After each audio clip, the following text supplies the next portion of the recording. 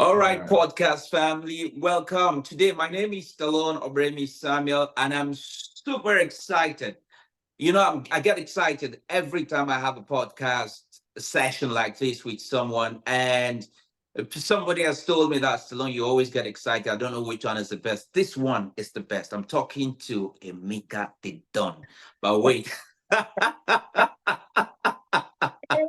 truth of the matter is that we no go, no, because if I tell you how long it has taken for us to meet, you will realize why I am super excited.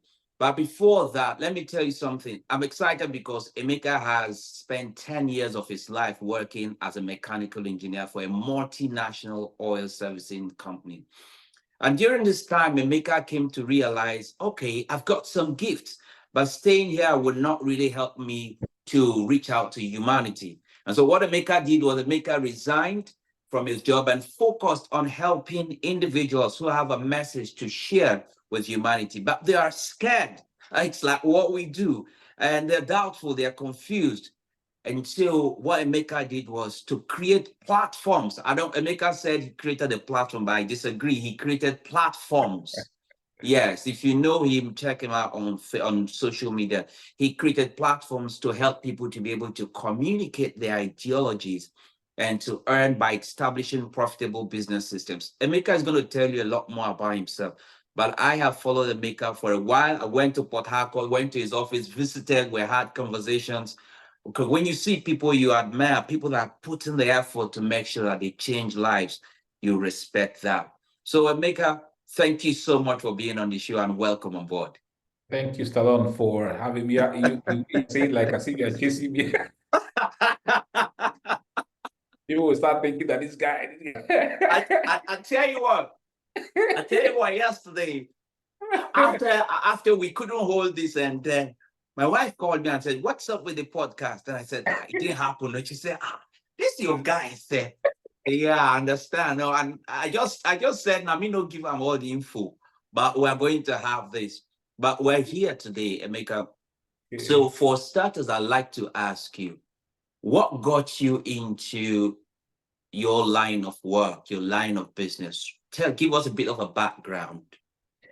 Okay, so I was working, as you know, in an oil servicing company. I got the job in 2006, and after a month of being on site, I was taken to Italy. I mean, for 1 year to undergo training. Sometimes when I share this thing, people say it's spiritual. I don't know what to even call it anymore these days. But on one of those flights, as I was flying to Milan, because from Milan, you get to Milan and then you fly again to Olbia or to Arbatax, or to Cagliari, and then you take a drive to, the company drives you to Arbatax, where the company was, or where the company is still there, actually. Yeah. So I went into the toilet to take a pee. And then I had a voice that said to me, "Is this what you wanted to be doing with the rest of your life?" And I'm like, "Guy, what was that?" At the point I was 26 years old, this was kind of a job a lot of people were dreaming for. Even though I didn't get a job, my dream job was to work in an oil producing, not in an oil servicing, basically. Yeah, but I didn't get that, so I got this other one, and it's kind of a dream job for many young people. And so, why was the voice coming? And so I just pushed the voice somehow beside me, just pushed it and then did my thing, went back into the flight and then went to the location. So, but I realized that the voice kept on, pommeling me, coming at night, sometimes when I'm peeing. I'm like, why is this voice, just coming? And then I got back to Nigeria after 1 year, and then the voice started coming again. And I remember one time I went there, there's something about me, I visit different churches. So one day I visited one church that I loved, the founder. So I went there, and it happened that during the praise session when they were singing, everywhere there were voices, but everywhere seemed to be very silent. And then I had a still small voice that said, "You've got hands to write, you've got a voice to speak, use them." I didn't really know what that was all about, but I decided I was now going to pay attention to the voice and to really understand what this thing was telling me. And so I didn't undergo any, like, those kind of things. You have to go to someone to teach you or to share with you or to, like, tell you what this was all about. Yes. But I just started to just, wade into the waters like that. And so I've been a gifted writer right from when I was born. I realized that at the age of 8. And so I said, okay, it's time for me to start using my writing gifts again. I mean, having read engineering, know one thing with engineers, they say engineers don't write. They're always about machines and all that kind of stuff. But that's the lie, basically. That's what people think. But there are so many engineers who write amazing stuff, who are very creative, even though some of the inventions that we make in engineering are supposed to be communicated via writing. But people say that one is more technical. I mean, people think the creative writing thing is not for those who are engineers and scientists and all that. Yes. And so I began to write again, chose Facebook, started writing on Facebook, started writing for my fellow colleagues. I was writing for them. I had what I call the motivation board in the workshop that I was heading at the time. And then I collected the emails of many of my colleagues who were in offices because, workshop, the offices were kind of apart from the workshop. Yes. I collected their emails, and I was sending them emails on the things I had to do with lots of things about work, productivity. Many of them I wasn't really an expert in, basically. But so I would just surf things on the internet, read books, have conversations with people, and watch TV, watch movies, and I would just get these things here and there. I would be Yeah. sending because I knew that they were beneficial to them. And so the journey kept on maturing, so to say. And people kept on coming back to me, Mecca, you're good. Man, I love what you've written. This has helped me. My relationship with my wife is better. My relationship with my boss is better. My productivity at work has improved. All sorts of feedback that I was getting. So that made me feel like, guy, man, this is something. I think this is what Yeah. I should be doing, helping to empower lives, to lead them, to greater results and all that. And so I said to myself, at that point, I was already preparing to become a member of the Nigerian Society of Engineers, to do my regulation with Council for Regulation of Engineering in Nigeria, planning to get to the pinnacle of the Okay. engineering profession. But guess what? When I had that realization, I had to shut down all those things. And I said to myself, this is the path that I'm going to go now. And so I gave myself time. I didn't just want to jump out. So I gave myself 10 years. So between 2006 to 2016, I was working at the same time doing the necessary things. So what were the necessary? How did I do the necessary things? I saw people who were on the path. First and Okay. foremost, I enrolled myself into a university called Platform University by a man called Michael Hyatt. Then I was paying $30 per month. And Okay. every he'll be teaching us. I have a compilation of all the videos and all the teachings. I'm still going to go back to all those teachings again in the coming weeks. So every month he will teach us how to showcase yourself, how to put yourself out there, how to speak in public, how to create this and create that. And then I was learning from him. And then I said, okay, there are Nigerians who are equally doing some amazing stuff. But the thing Good. is this. I have a value system that was, ingrained in me by my father, which is integrity. A lot of people do not value integrity when it comes to making money and when it comes to being an idol to other individuals. A lot of people get a lot of mocky stuff to be able to get ahead. So I said to myself, no, I wasn't going to go to those kind of individuals. I looked Yeah. out for individuals who had great value systems, and I went to them. I sat down under them and said, yeah, you are doing great on this path. What is it I should do? What do you think? So I was learning from this one. This one will say, Emeka, go out and show yourself the more. This one will say, Emeka, think about the money part. This one will say, think about your value system. This one. So I was an amalgam of all the things I was learning and I was putting them into practice. And then Okay. after 10 years, I mean, within the 10 years, a lot of people were like, Guy, you're amazing. This is great. What you're doing is amazing. And then money kept on coming in little by little. I wrote books and all that. And then 2016, which was the 10th year actually, I was supposed to resign in the December of 2016, but I eventually resigned in March, due to the pressure was too much. A lot of people were needing my time. And so I felt like I wasn't giving my all to the company and I felt it was bad. So I put in my Yeah. resignation and then I moved on. So that's how I've been. It's been 8 years since then. And it's been a journey that is fulfilling. It's kind of it's a bracket of a lot of things. You know, they are the Yes, gift of we would come. time. I know you. We've had a conversation back camera backstage, and you said a couple of good things Yeah. for the benefit of the people who would see this. You have given us a background of who Emeka is. So if you don't know Emeka before, Emeka, you've mentioned a couple of things. It took 10 years to prepare yourself. We Yes. live in a world where truthfully everything is everybody wants it like this. Everybody wants to. I was watching a video the other day where the people have analyzed Usain Bolt several times about like he's never run for I can't remember, but the lady said put all the time he's run together, it's not up to 10 minutes or Wow. 20 minutes, but that he spent years preparing for those few seconds. And then if you add that to what's happening today in the world, people just want to spend 2 minutes to gain the information or knowledge that they would apply for the next 200 years, if you understand, metaphorically speaking, I right? get. I So, get. but it took you 10 years to prepare yourself step by step. When you said, I think you said it graciously when you said you are an amalgam of all this knowledge here, pieces of knowledge here and there. I was going to ask you, was there a time, truthfully, honestly, where you were confused? It appears there was so much flowing in. As an entrepreneur, I just don't know where to go. Which one I want to serve? Did you ever get to that point? Yeah, even up till now, my brother, right now, I mean that deep right now. What do I mean by that? I mean, in May this year, Facebook locked my account, and an account I had built up to 134,000 followers, over the period of since 2006 that I became intentional. It got locked. Till now, it hasn't been opened. And then I opened another one after 1 month. Guess what? That account has been suspended twice.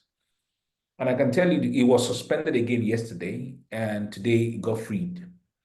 And I've been asking myself a series of questions because I mean it has gotten to the point. I had a 1 hour conversation with a friend of mine, and she was sharing things from the spiritual angle and all that. And she's the kind of girl that when I speak to her, she has a way of making me to calm down, and begin to explore possibilities. And so I've been asking myself why. Like Hmm. Facebook has been a place since I started out on this journey. It's been a place where I've made lots of income, for myself.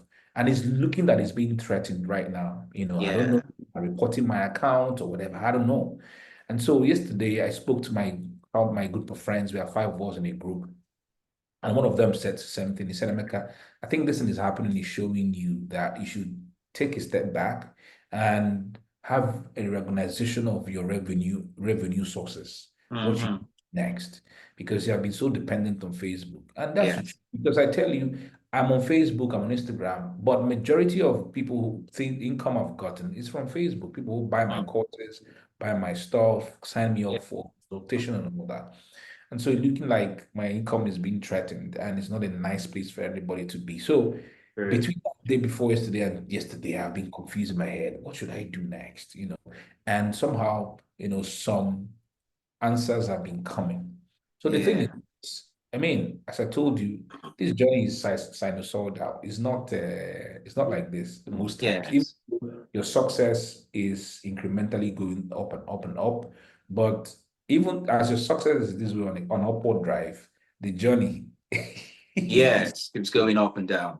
sometimes you have a deep, sometimes you come out. Yeah. This is my own peculiar experience. I mean, somebody else may have something else, but this is my peculiar experience. Yeah. Mm. So I've gotten to the point where I became confused. At some point, I read in a book that said confusion is a blessing because with the confusion that's come upon you, you begin to task your brain to be able to find Absolutely. possibilities. Yeah. And so, even though it's painful, because when it happens, sometimes I find out that the first time it happened when they locked my account, I was in a depressed mood for 1 week. Like, and then after 1 week, I became disinterested in a lot of things. Like I wake up in the morning, I don't want to do anything anymore, right? Just something like that. And then after a while, and I began to come back to myself. When it happened again yesterday before yesterday, yeah, I had there was something I wanted to do, that I needed to do.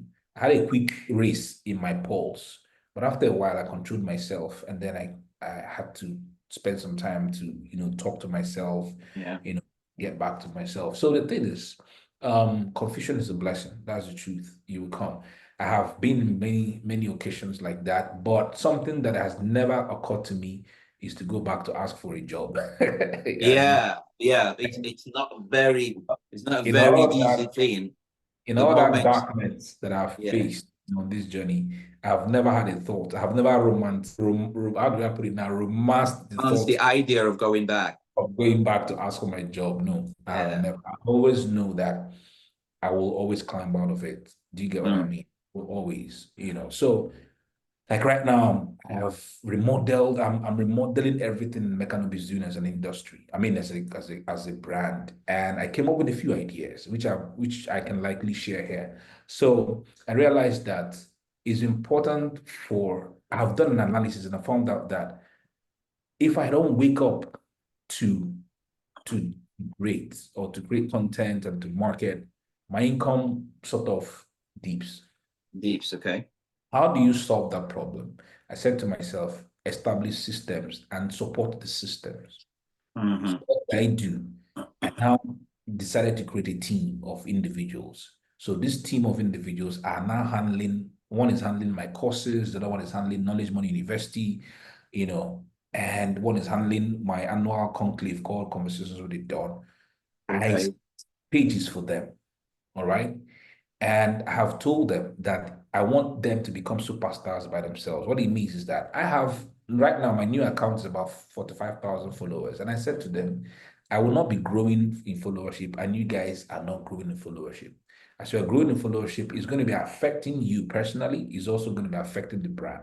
All right, the brand that we're building. Yeah. Secondly, I had to bring all of them to train them and teach them how to run ads. So I brought in a consultant, train them how to run Facebook ads. So what it's going to be is that as we're making money, we are plunging money into running ads and growing their different pages. So what it means is that when I wake up in the morning, I don't need to be under pressure to want to make a post or to do this or to do that to be able to earn. Yeah. They by themselves are making income for the company. So I set up a brand new company called Knowledge Industry Limited. I mean, I've run a company all this while, but I set up, say, like a new phase again. Do you Hmm. get it? And then I'm deciding to grow my company, this knowledge thing I'm doing using media, all right, Mm. and become a media, like a media, not me media, I can say media mogul, but I can Yeah. say a media. So I'm looking at the things like this guy in the US, what's his name? This black American guy that's in the US. How am I forgetting his name? That is into movies a lot, you may remember his name. I may remember his name as we move ahead. So he has done a lot of, Christian movies and all that stuff. But he Okay. has Is it Tyler Perry? exactly, so I'm studying what Tyler Perry is doing now. Or his own is in the area of movies. There's Yeah. another American guy that I'm following, and who knows, in the future, I may even do movies that have things to do about Emeka knowledge. Nobis movies or films. So right now, one of the things that I'm working on is building a system that is bigger than me. And what I Mm. do is support the system. So it's not that every day I wake up, I'm now under pressure. No, those systems are working. And what I do is to support. So I can decide if I wake up in the morning, guy, I don't want to do anything. The systems are running. And I'm The monitoring the systems are running. systems, basically. So I mean, these dark phases in recent times have made me to reorganize everything. And I mean, the office I told you that I'm getting, that I've gotten, we are looking at, redoing everything, making it beautiful. One of the things I want to do next year is to do daily teachings because I have a lot of things to teach. So every Yes. morning people are waking up and they are watching me teach for 30 minutes to 45 minutes for 365 days of the year. Mm. It's a huge That's a project, lot. That's a lot. but it's going to be beautiful because I've given the mandate to my one of my executive assistant. I've told her this is your job now. Go there. So you see, I'm creating a system. So I said to her, this is a job. You've been with me for a while. You know what Emeka Nobis teaches. You know what I'm. Go to my Facebook post, do your research. get them every day. So the videos, it doesn't mean I'm coming live every day. I will record with the cameras, True. with the beautiful background that you have. Then in the morning, people wake up 7 o'clock, 8 o'clock in the morning. They've got something to watch.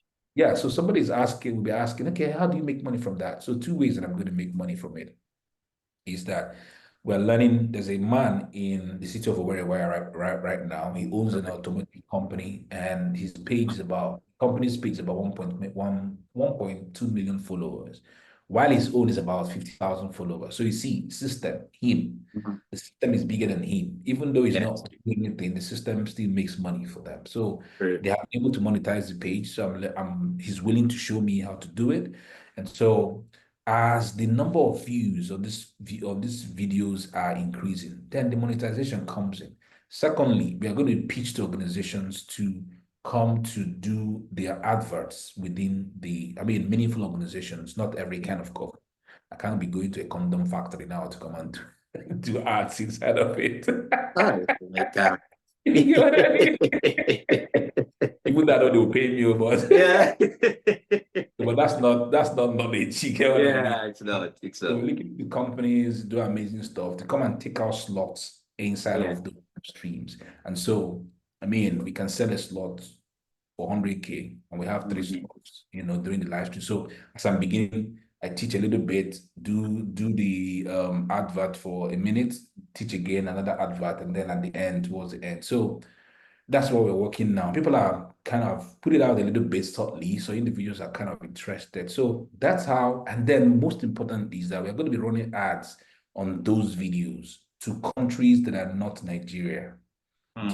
So Yeah. I can decide bring out say 100,000 or 200,000, spend like 10,000 naira per day and run for 20 days to a country like South Africa. So South Africans will be seeing me, watching me, my live stream and all that. Who knows what can come from there? There could be invitation, there could be, and in all those videos, from time I'll be selling my stuff. So I can, as I'm doing my video, I raise my book. By the way, I wrote this book. This book is going to teach you this fantastic, amazing book. You want to get How many books have you written? 11. Whoa, 11 Yeah. books. Yes, I'm currently, Stallone, no shout to 11, be 11 now. You know how many people where they, 11 are small, what? 11 books. No, that's a lot. Let me tell you stuff because I took up, I went somewhere to speak. And before this, one of my mentors, you must know him, Ugochukwu Mogo. Yeah, I know. Yes. I know some time ago, Ugochukwu, we were talking and then he said something about the authority you get when you go to a place and you deliver a keynote address and people are coming to you and asking you for, I think there's a way he puts it. He said something. Okay, two ways. When people ask for what you've created so that they can learn more, it means that you got to them. Okay, so he said something that when you finish speaking and people ask for your PowerPoint, then you haven't taught them something. But when they ask to connect with you, it means you taught them something. I can't put it exactly, but the message that is that people would want to connect with you if you touch them in a significant way. And one of the ways people connect with you is the things you've created. Maybe you have a book and all of that. I've never really given it attention. Then not too long ago, I spoke at the University of Sterling University, and somebody asked me something. Do you have a book? So it hit me again because I never thought about writing a book. And so I started thinking about it. So recently, a friend of mine came up and we're talking and he said, Stallone, you need to write a book. It's important. If not for anything, the things that you're teaching, put them together so people can read them. And it also gives you authority. So it's like the way you heard voices that you said, and I've been ignoring it over the years. But this is why I'm saying it hit me when you said 11 books. So I started writing 2 books at the same time. I'm rereading the second one. So the second one is like 200 pages. Says I'm reading it I'm taking out some stories, putting some stories, creating new stories. It's about 246 pages. I know a couple of days ago, my wife said, "Well, are you ever going to finish this book?" And I told her something. I said, each time I read the book, I'm asking myself, what is the new thing the person that's going to read this book is going to learn that is not there? No knowledge is new, but sometimes experiences put new perspective, bring new Exactly. perspective. So the person that's saying, I've read this before, I've heard it before, but this story brings it to light. So I'm thinking, okay, so which story, what happened yesterday? What fresh story do I have that I need to put? What fresh anecdote, illustration can I use? And it's taken me so much time. So if you've written 11 books, I'm saying, okay, so how much time did you put? All Did you put right, in? let me make let me But make you you get my understand angle, something. right? Yeah, I get you. So for me, there's something about me. I don't like to write lengthy books, basically. I like people to read my Okay. book and move on. I think the smallest of my books is about 33 pages, so to say. All right. But the majority of my books go between 100 and 150 pages. Okay. Um, one that I've written before. I know that by the time I write that book, because I've got a lot of knowledge, a lot of experiences between the time I wrote it and now, the book may get up to 200 pages, but that's not bad. So for me, I don't really spend a lot of time wanting to um, and I found out that majority of the way I write books could be as a result of all the compilation of my thoughts. So on Facebook, I'm intentional about writing my thoughts. And then I Mm. find out by the end of the year, December, when I go through all the things I've written on Facebook, there's a theme to many of the posts. So I get all Okay. those together, put stories in there, put examples in there, put the principles in there. Boom, that's a Oh, book. Do you get? yeah. So the place of research, like there are people like Malcolm Gladwell, they can do research for 4 years, and but that's fine. But I don't have the luxury because, I mean, my journey and his journey, they're not the They're same not the thing. same. The company can pay him and have him spend all the 4 years visiting different countries to get a book together. I don't have the kind of clout he has. I don't have the kind of system he has. I'm not living in the US where majority of the people there, value this kind of things that they do, So my fight is different from his fight. If I Plain can and get simple. there, exactly. If I can get there, fine. It's fine. I'm working on it. So I mean, that's how I write books. And 11. I write books that are basically born out of my experiences. For example, I decided to write a book hosting profitable conferences and workshops, so because I visited like three, four, I think three conferences in Port Harcourt recently, and I got there and I was pained. Guess what? These guys put a lot of money, billboards, beautiful stuff, the venue amazing, lots of branding stuff, but the hall wasn't filled. Like Mm. 3/4 of the hall was empty. I'm like, Yeah. all these efforts, people didn't come for this conference. And I looked at it and I found out that these guys are not focusing on the real core thing. They are focusing on the ephemerals, make Yeah. billboard, make noise, but not understanding that community and connection are the things that can help you to fill your hole, Yeah. and other things. So I said to myself, why not three different conferences? I mean, there was one that even hired two halls. One of the hall was just a 300-seater capacity. Guess what? Only about 100 and Wasn't filled. something. And then, It wasn't filled. yeah, it wasn't filled. And then they hired two halls actually. One was the main hall where all the speakers and everything. Then the other hall was where they put TVs and then they were transmitting to that other one so that when people are there, they can be Mm. still seeing the same thing seen over there. But even that one, they didn't have one single human being. The main one was not filled. What of the other one? Who? So I Yeah. thought to myself, I think it's right high time I wrote the book. So hosting profitable conferences and workshops, putting my experience of how I've been able to go from hosting conferences that had little people and a few people in attendance to now packing out my audiences. So majority of the books I write are based on the things I've done. I've written a book on how to write a book. I've written a book on how to market a book. I've written a book on how to create online courses. I'm writing a book now on leadership, because my life is an embodiment of leadership principles and traits that can help Mm. people to be able to be successful in their endeavors. So why don't I write those things that I'm doing, in terms of leadership. And currently right now I'm writing about 7 books. Some are stories, some are collection of my thoughts, that all those kind of things. And the thing is that even if Nigerians may not buy into certain kind of books, I still put them on Amazon. And I know Yeah. that with the things that I'm going to be doing next year with the videos, I mean, foreigners will be It able will to get direct people to that point. and direct them there. And then one of the things I want to do next year is that, change the majority of the conferences that I'll be speaking at, I think will be more mature people, like people who are above 50, 40 and all that. I've done a whole lot for those who are 20, 30, but I think I need to. Move up. So for me to be able to step up, that's what I told you about, perception. The way you're dressed now, most Nigerians will consider you a better human being than I am.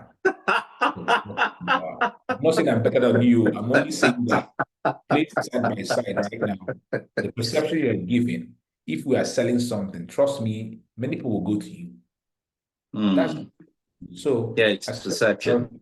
and I gotta play this game. That's the thing. I'm gonna play this game. Yeah. So the office that I'm having, the office has a big wardrobe, and I'll put my suits there, I'll put my shirts there, even if I don't like to go home with. So I can get to the office with my shirt and with my normal shirt like this and change and wear and do all things I have to do in And, the and do office. the show, and do the show. I And do when the the show shoot, is over, change back, you I go become a home, maker.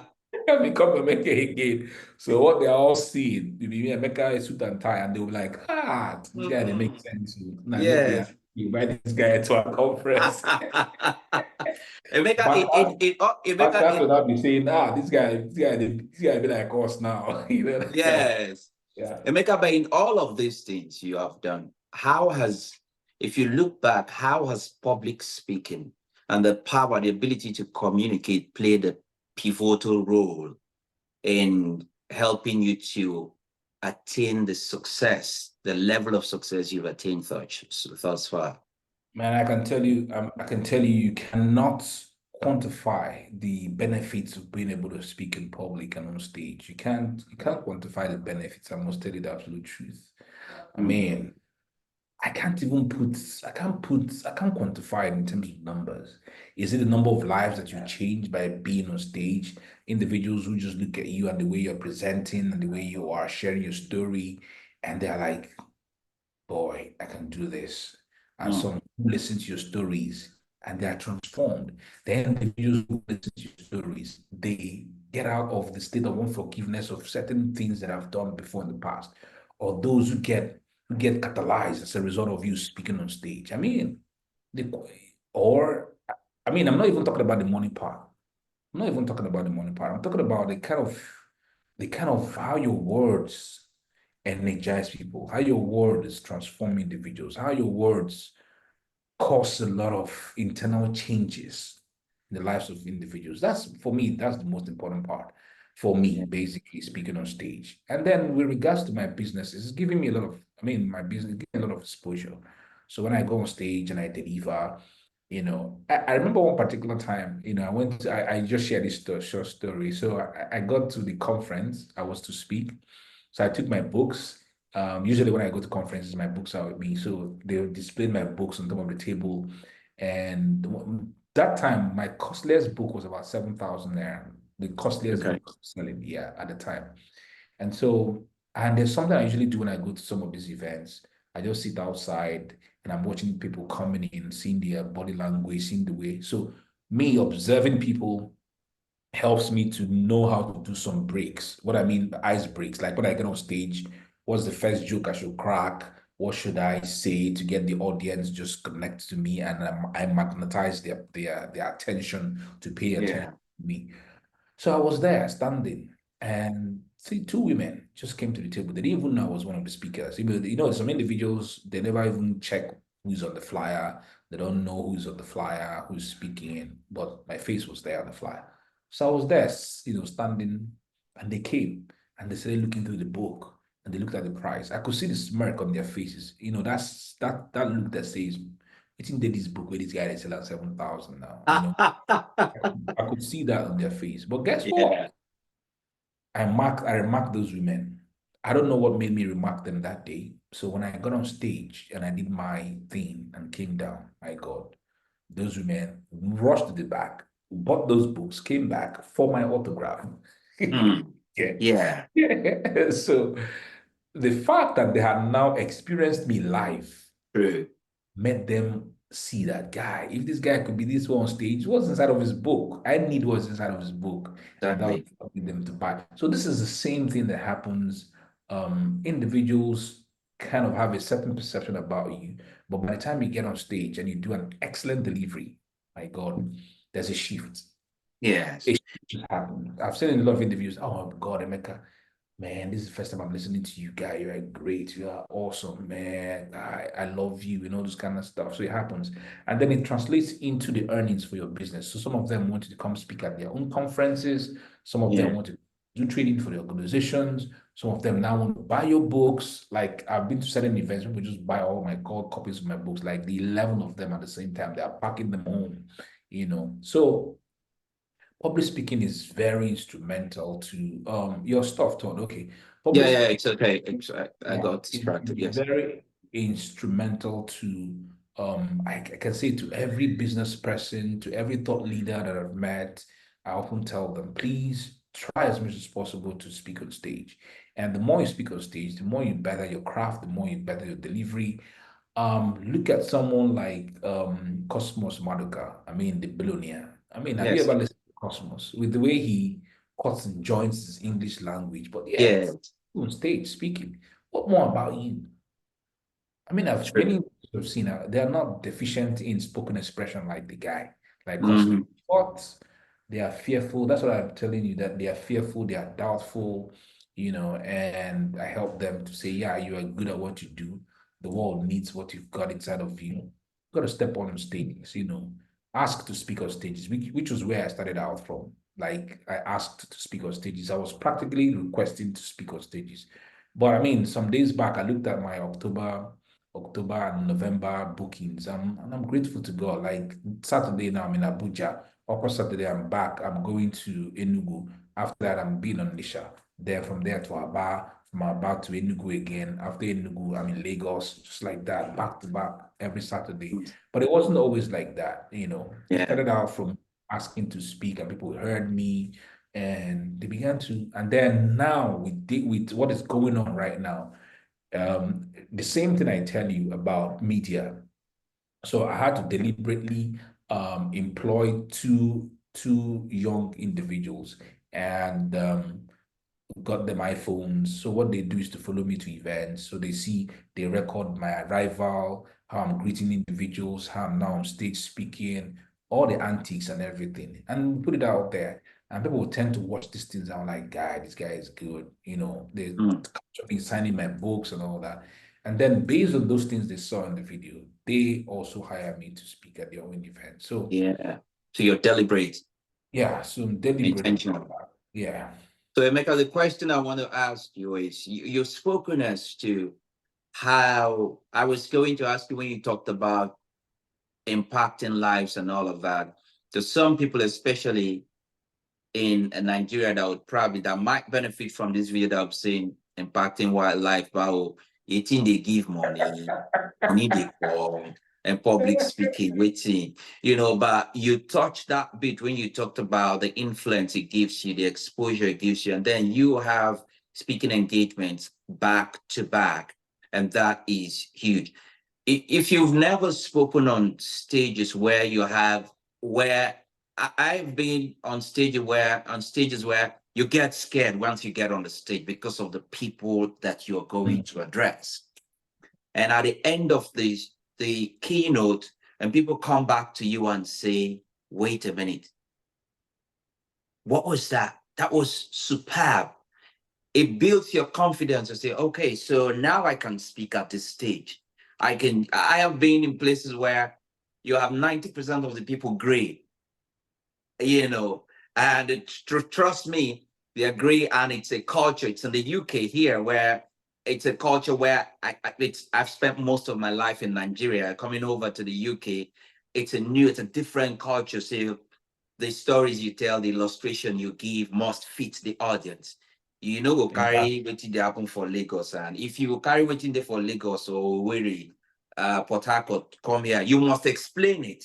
to get them Exactly. into the context, you know. So Exactly. you have to be observant. I go to pubs, I visit places just to integrate and get to understand the culture, what makes people tick. And then when you use those stories, it makes sense to them. It adds to the fact that, okay, so I've moved from this point to this point where I can really impact people of this stage. And it means a lot. But here's my question to you, Mika. There are people that will say, yes, you've explained it makes money, but how do I start? How do you how did you start a maker? I mean, what I mean, how do I start? There are people that are scared. I'm not talking about the money making part or speaking on say, but even to talk before 5 persons, they die. What Yeah. advice would you give them? Okay, so my own story is something that I share with a lot of individuals that I think has helped them also. I didn't start off speaking, to crowds. My very first attempt public speaking was to students. And guess Okay. what? Because those students were students they were in year four.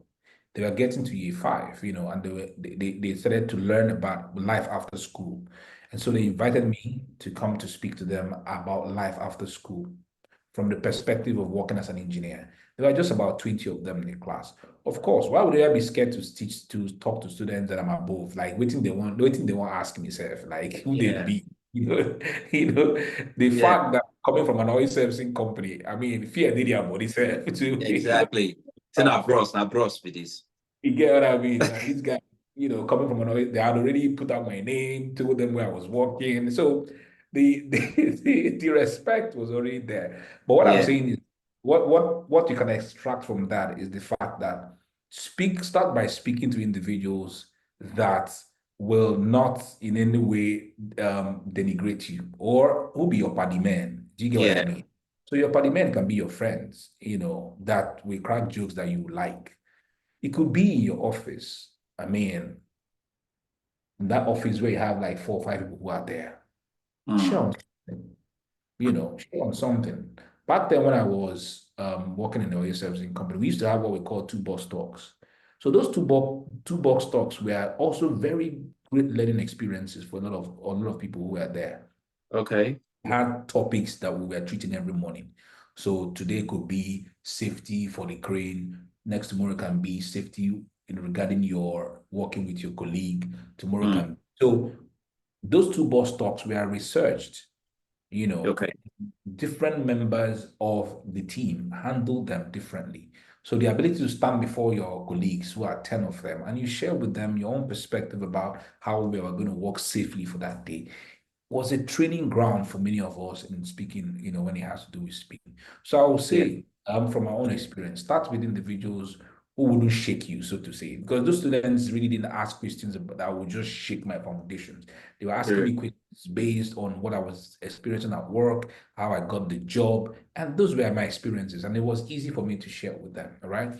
Then I started out by asking, after that particular invitation, that invitation came from the young man that I trained during my youth service. And he reached out to me and said his cousin was a member of a fellowship and they were looking for somebody who could come to teach them about life of the school. And he was like, okay, I have my former teacher who trained me when he was doing his NYC. So that was how they called me. And so be before those kind of individuals who will not in any way shake your foundation. You know what I mean by shaking the foundations? If you are speaking to lecturers or you're speaking to professors, basically, there are certain questions they will want to deliberately ask you to shake him, to know what Mm-hmm. your opinions. They're not even asking to know. They're asking to, let me use the word, floor you or Yes. fuck up in front of people. Yes. And that's why I usually tell individuals, that's why I usually tell individuals to always stay within their areas of specialty. Do you get what I mean? To stay within Sure. their specialty and not go be outside of a specialty because that could lead to someone flooring you, basically. Do you get? Sure. So after that, I now began to ask for people to invite me to speak at events, basically. Right. So after that, I began to ask my friends, I began to ask a few individuals, to invite me. I had a friend who was a pastor. I invited him to come to my sorry, I asked him to if he could invite me to come to his church, and he invited me, and I went over, did amazing. That guy invited me for like 4 different times, to his Yeah. church, all that. So So in from other words, there, sorry, let me jump in there, Mika. So what you're yeah, saying is so that was one. start from an area where the people there will be forgiving. Exactly, you can use the word. Yeah, So who will not question somehow the yeah, depth of and who you rock are. your So confidence. yes, and rock your confidence. That's the way I should have put it. Those students didn't rock my. They were naive, sort of. They were curious. They just wanted to know stuff. And then I was there, sharing with them the depth of my experiences and all that. And they didn't shake my confidence, basically. Sure. You get so Yeah, that was how it happened. And then from there, I began to ask for. Then I asked my pastor. My pastor invited me to speak for 3 times in the church, and like that, my confidence began to grow. And now I speak on bigger platforms, yeah, and I haven't spoken in a stadium before, Sha, but then I you're don't think getting there. I'm getting there, basically. So, So start in a place where you'll be forgiven if you make mistakes, and then ask for opportunities to speak, because the more you speak, the better you become. exactly. And I support that completely. I have one of my mentees. We After like 1 month of working together, Mm. she gave her first speech in public, and then she went, "Oh man, I was going to die." But she Okay. got that. And then after that, she said, "You know what?" I asked her, I said, "When are you going to give your next speech?" And she said, "Give me 1 month to rest."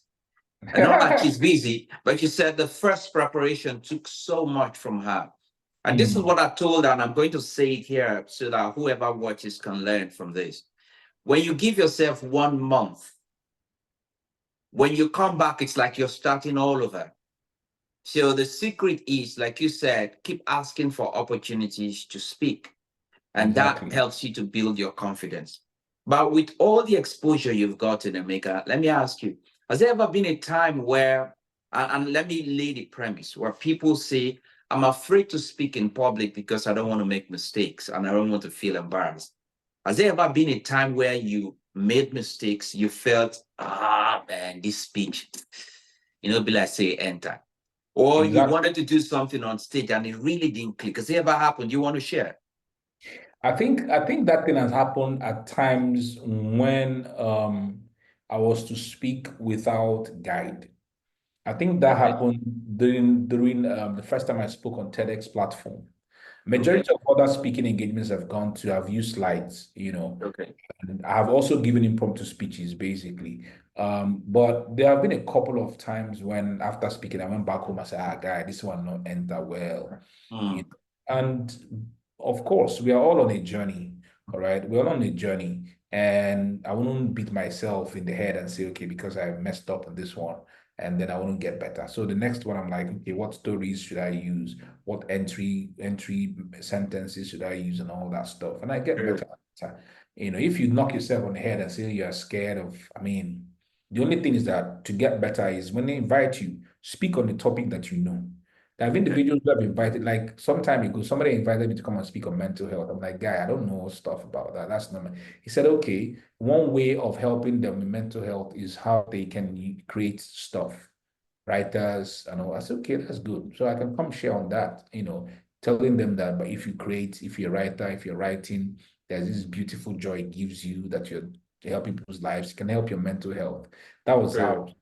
There was even one I was invited to come and speak in agriculture. I'm like, agriculture guy, no, that's not my area. So I stopped. I didn't. I rejected the invitation. That kind of stuff. So I like to speak within my area of expertise.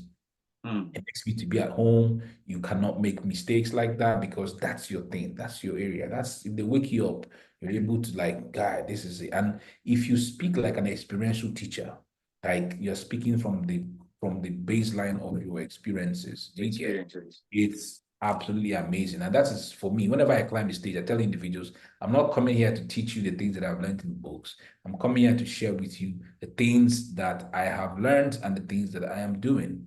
And so it becomes experiential, the fact that they know I'm not there to teach them book stuff, but the things that I've experienced and the things that are working for me. And it's been an amazing journey for me. So for you to be able to beat that fear is to do more and more and more and more. And I've come to learn that sometimes, even when I get invited to speak at an event and I don't prepare materials, and it's on my way flying in the plane, those 45 minutes, boom, Mm. 6 points, my 10 points are in my head. And I'm there and I deliver. And people are like, wow, amazing, whoa, whoa, whoa. You know, that kind of stuff. It's because of mastery. Mastery, Yes. doing and doing and doing and doing. And you find yourself getting better and better. It's the same analogy that I gave way to say Bolt. I mean, for him to be able to perform at the level where he was is the practice. And then Brilliant. do short bursts, which is the same thing as being on stage. It's a performance. You know, being on stage is a performance. It's the same Brilliant. thing. Prepared and prepared and prepared. Those short minutes of your time that you're spending there, it's a performance. And you do your best. So that's what it is, basically. Good stuff. Good stuff. Thank you so much for sharing. I want to ask you at this point in time, are there projects that, because I know, Emeka, you're doing a lot of things. As me and you didn't know, it's possible to say you're creating something on the spot. So, yes. So, do you have projects that, and I know for sure you've done a lot to support young people in Nigeria, to influence them to think about starting their own businesses, getting better, becoming more confident, being public speakers, better communicators, and name it. Do you have Yeah. anything that's ongoing that you're creating or you've created, you think people can benefit from? Okay, basically, I don't really teach people public speaking per se as far like properly teaching public speaking. Yeah. I feel like it's not something I want to really focus on. My when it comes to public speaking, the way what I teach are what I call props. Props on the money side, you know. So Mm. props mean what should you do? How should you do it? Like if you're supposed to go to an event, what should you do? The kind of things that you should do, negotiations and all that. True. That's where I focus on basically. But the one where people teach glossophobia, how to overcome glossophobia, how to do your voice, how to do that's not my those are not things, even though I do all that, you know, but that's not my focus and specialty when it comes to teaching people how to do, you know, speak in public. I teach them those things that can even hurt them. For example, somebody invites you to go and speak at an event.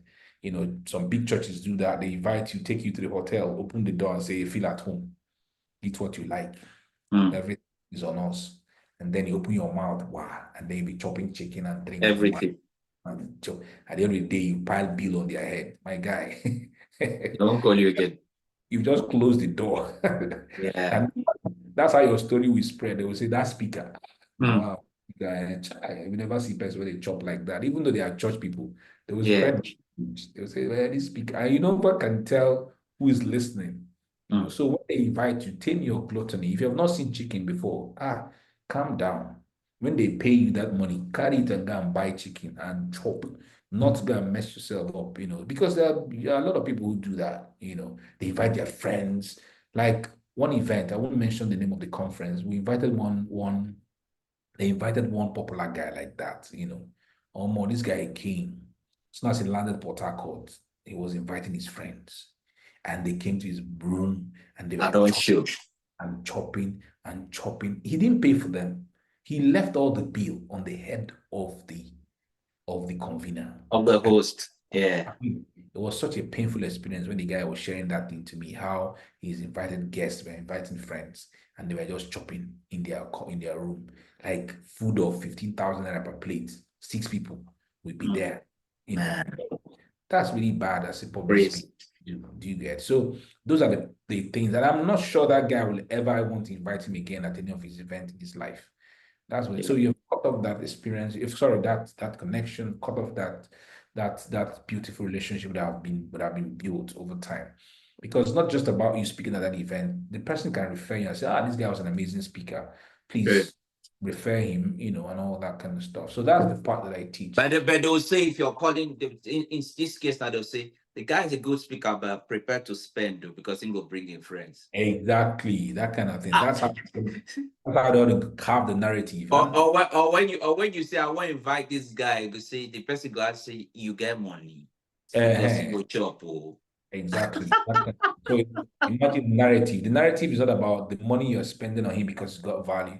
It's money because of food. I mean, Yeah. that's So bullshit. you get people, you help people to mold their character, to Exactly. apply self-control and build their brand. For example, one of the things I teach is that when you're invited to speak at an event, don't go late.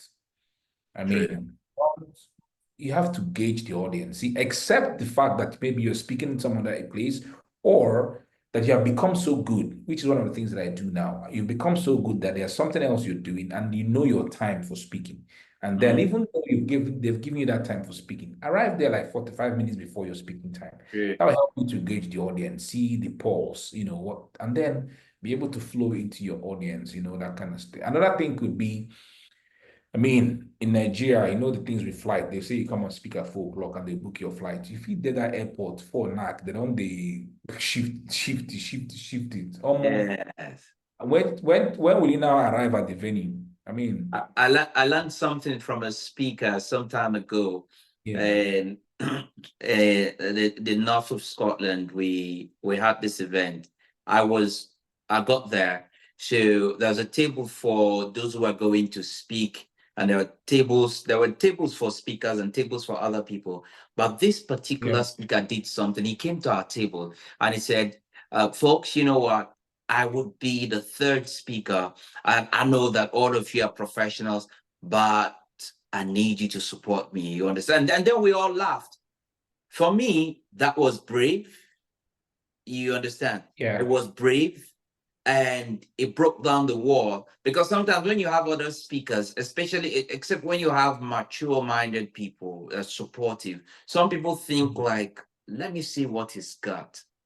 But this guy came and said, exactly. I acted like, okay, you know what? I want you guys to support, make sure that it's okay and give me feedback.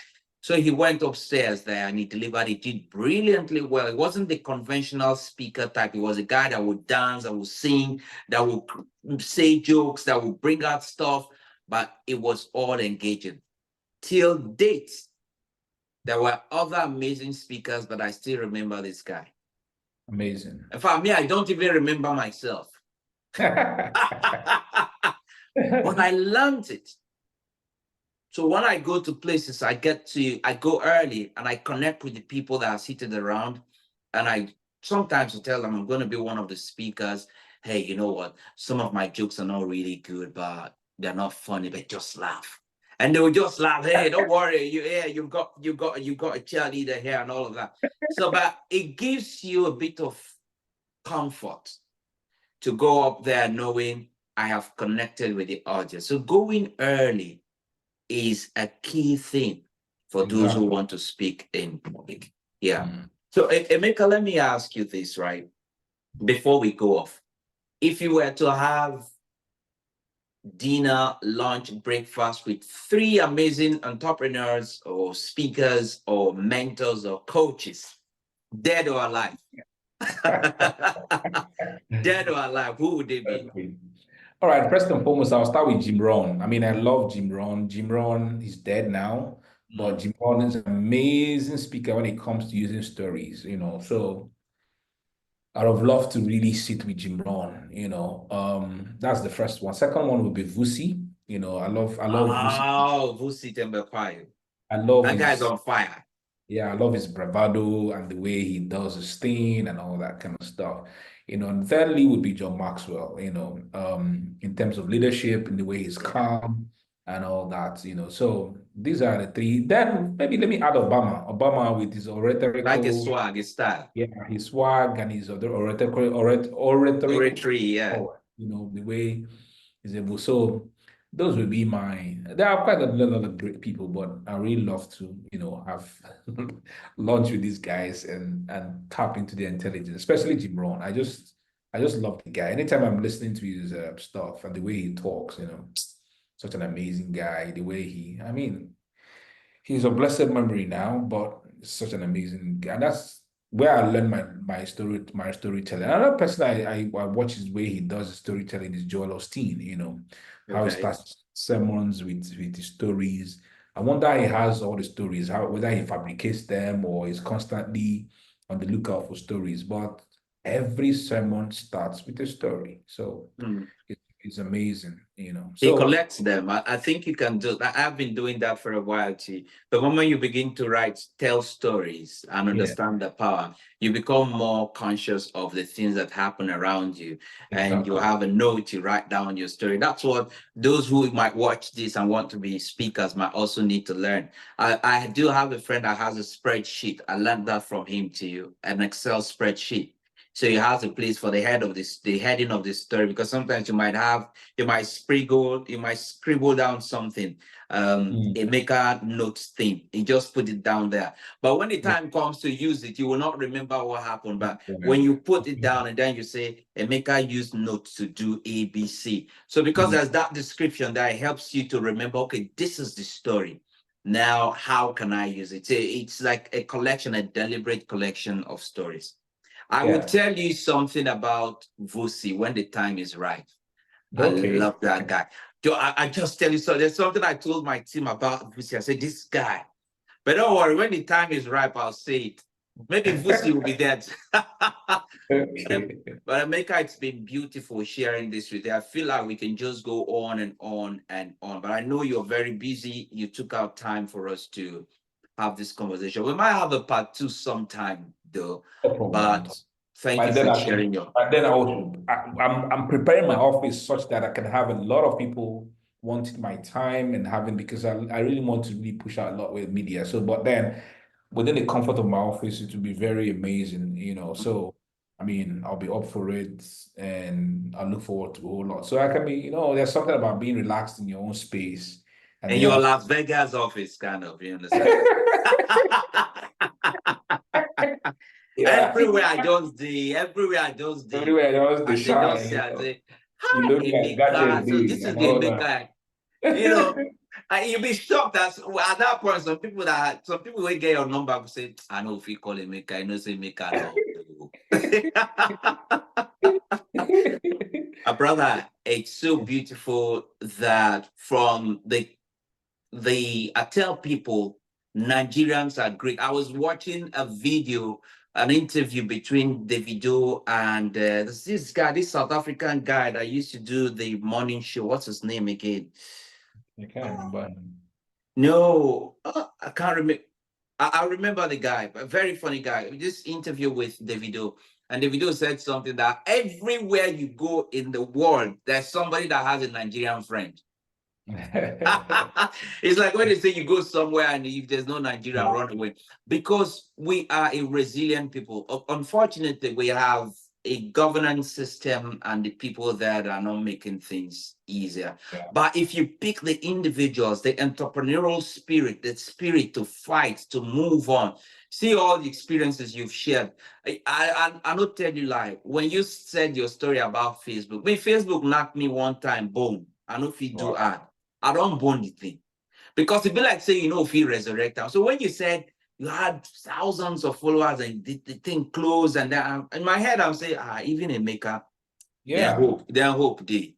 You know. Even when it happened, I got across to this lady. She's in the US. She loves my work. She loves me. So I reached out to her. She was like, Emeka, I understand the part. I understand the fact that you're a thought leader. You want to be a blessing in people's lives, but that in the US there are so many of his friends who, what they use Facebook basically, they just drop a post once a week, so that when Mm, you get to the page, at least you see that there's a post there. But they use Facebook basically to run ads to their businesses, to their websites, mm, and they make money and then they plunge it back again into running ads. And she was like, Emeka, try that out, since yeah. Facebook. She said to me that she has a few people in Facebook, and there are some individuals who had 1 million followers, 2 million followers, not the so popular people around the world, like the Mm, superstars, the Ronaldos and all that. yeah. But Facebook had issues with them. And what would they Boom, do? that's it. And so, like, what about you? You just have 134. This guy's 1 million, 2 million, and Facebook locked them out. So Yeah. I mean, Emeka, if you can think in that direction, use it basically for running ads and get people coming to your platform and converting them and making your money. And I mean, the money you're making, you can use it to do physical conferences, pack out halls. People will still know who you are. Use the money, travel, pack out halls, and you're doing things online at the same time doing physical. So that's basically I'm not interested right now to build millions of followers. Let the system, Yeah, have all well, and the system is basically business based, and all that. And let me use my personal profile to support. It was a very painful scenario, I must tell you the absolute truth. I mean, it was uh, painful. I mean, and I'll tell you that for some people, the reason what we do like this is important, and your example, your experience is important, is that there are people that may not remember any of the things you've said here, Emeka, but they'll remember the fact that even Emeka said Facebook banner, but he still find way. yes. That inspiration alone. So that's why when I see people like you, John Obidi, and the rest of them, there's something everybody feels, okay, so this person is there and he's a Nigerian, he moved from this point to this point. I can also, that's what we do for one another to keep inspiring and say, you to try, Yeah. move, no stop, Mhm. just keep pushing. So Mhm. you're doing a lot, and I'm sure there are lots of people that appreciate you. That and in that behalf, I'm saying, just keep going. Thank you very much, my brother. I'm grateful. Yeah, Thanks a lot. and bye for now. Bye. All right. Yeah, I'm just kidding.